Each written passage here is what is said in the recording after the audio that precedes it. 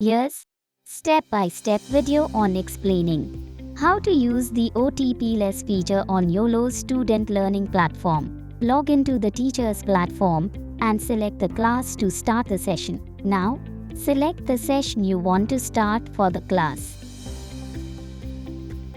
Click on the Start Lab option to generate the OTP for the session. Then, share the OTP with the students whom you want to join the session.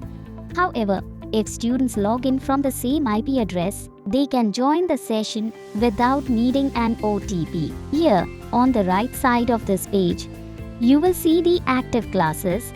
You will join them either by clicking on the Join Now button or simply by class OTP.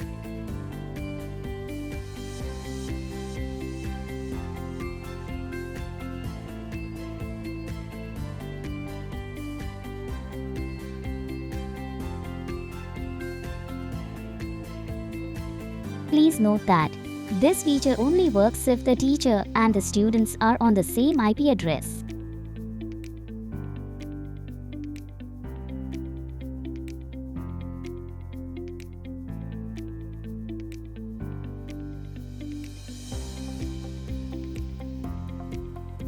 Congratulations!